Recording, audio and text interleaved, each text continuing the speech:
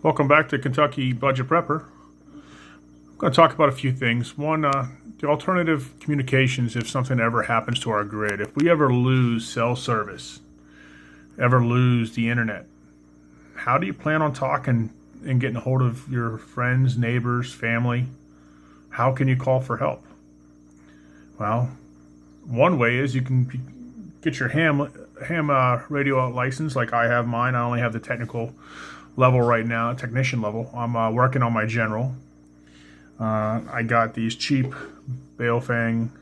This is the UV5X, and I got the UV9R, supposed to be water resistant. They're ham radio capable. I can program UHF and VHF on them. I can get about, without a repeater, 1 to 5 miles, depends on the terrain and the weather outside and what's going on. If I hit a repeater, I can cover all of my county, and I've heard into all the way. I'm in about 30 minutes south of Louisville, and I've heard all the way up into Indiana. So off of this little radio, several things you can do with them. You can program different frequencies. You have there's an FM radio on here. There's a flashlight on here. You can change the antennas out. These are the standard antennas that come with it. You can go with the more fancy, I forget the name of them now, but I have a couple of them. Just haven't worked. I found these ones work better than the other ones, to be honest with you. And maybe it's because I don't know, maybe I'm doing something wrong. But you can program a whole lot of channels in here. You can scan. You can do a lot on here. And like I said, if you get into problems, you can call and call for help. Maybe there's a standard universal for ham radio. There's universal frequency that we use that we can call simplex to anybody local that may be listening, and we can get some help that way. We can just talk to somebody.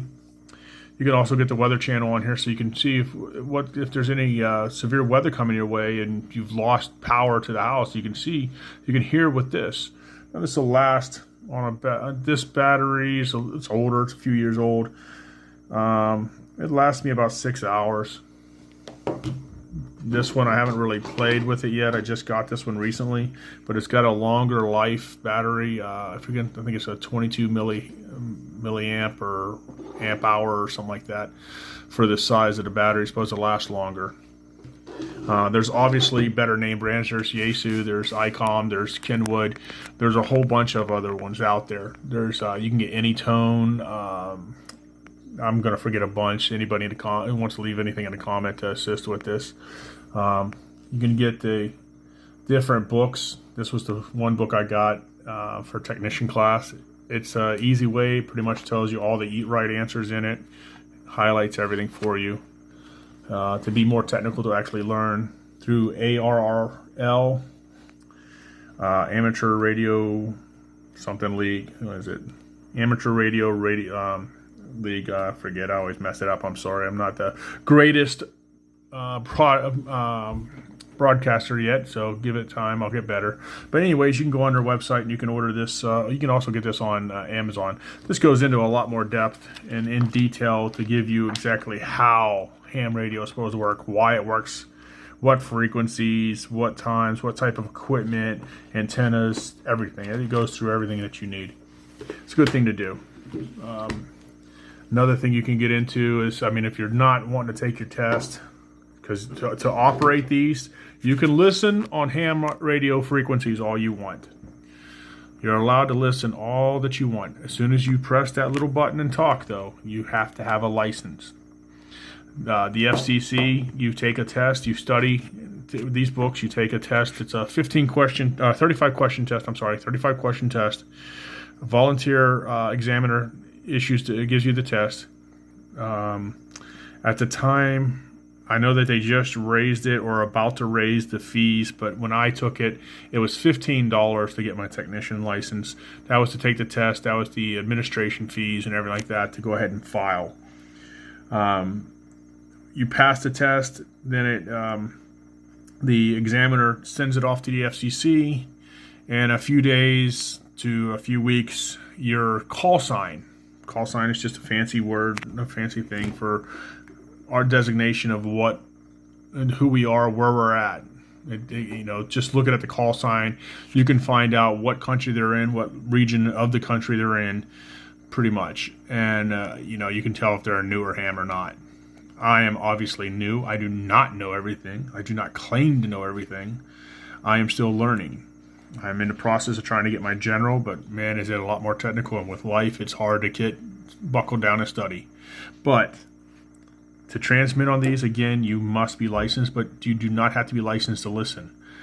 Now, that being said, if the grid goes down, the world is coming to an end, and Godzilla's walking down your street, use them. I know I may get some flack from that from the ham operator gods that you don't like to hear that, but in an emergency situation, I'd rather see you ask for forgiveness after you've done it. If your family is in need and you have these, use it. I do suggest getting a license. It's not that hard. It's really not that hard to get the technician license. And once you get the technician license, you can use these radios. And if you want to learn more, you get more books and you learn. You also can get with your local amateur radio clubs. There's an amateur radio club in almost every county of the country. You find them, connect with them, become a member, go to the meetings, meet people, and they can start training you. And you can get what's called an Elmer, which is just a buddy that trains you how to be a ham operator, the ins and outs. Now, there are other options. You can get the FRS radios. They're the cheap little blister packs that you buy at Walmart for like $20 for a 2-pack. They only get like maybe, I think it's up to a mile of range to talk. They're only operating on like 2 watts, and they're in a very limited frequency band.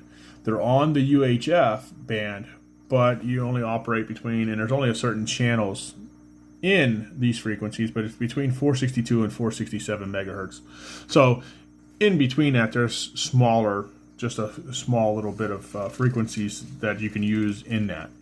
The equipment, like I said, is not very strong. You don't get very much range. You can step it up and go to the Gmrs.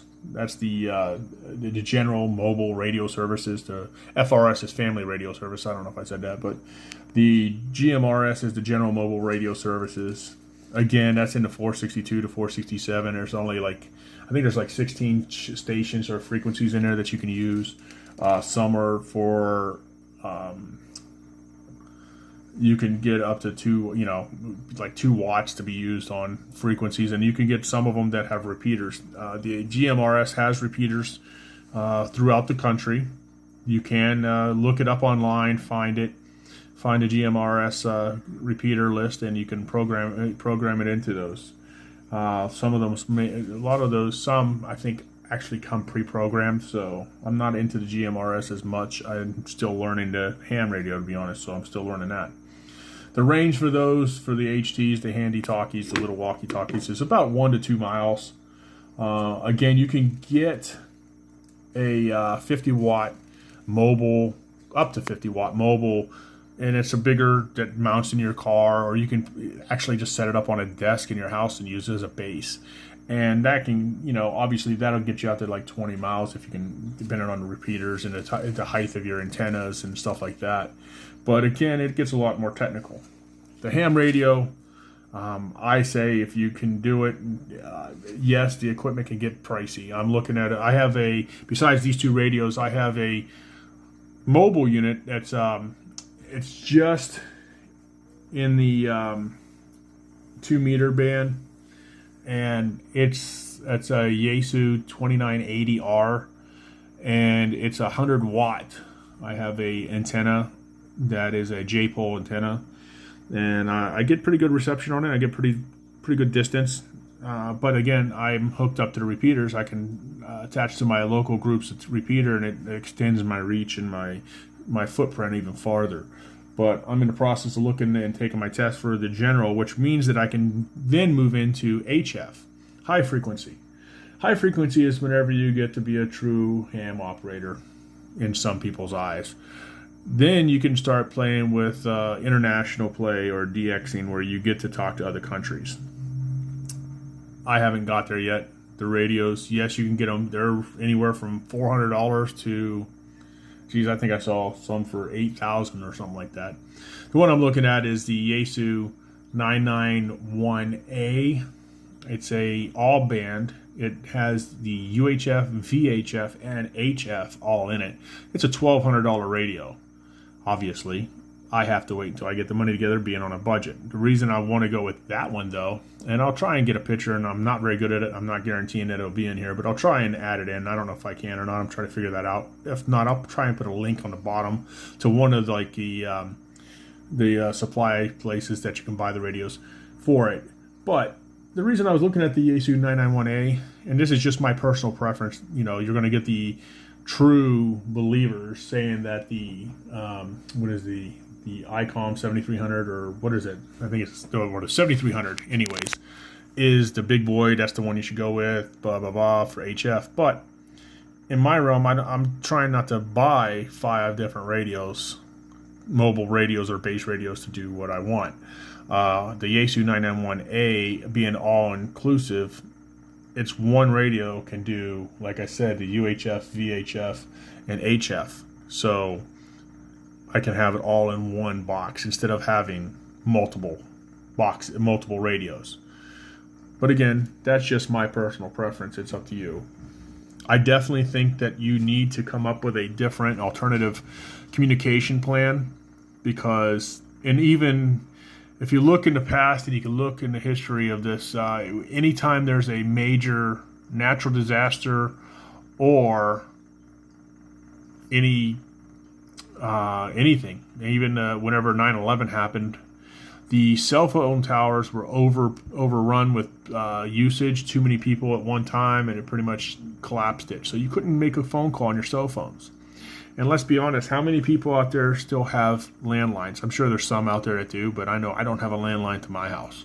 And I know a lot of people that don't have landlines anymore to their houses. So you got to think outside the box. How can I reach somebody? Now, once you get these little handy talkies like this, you can set it up.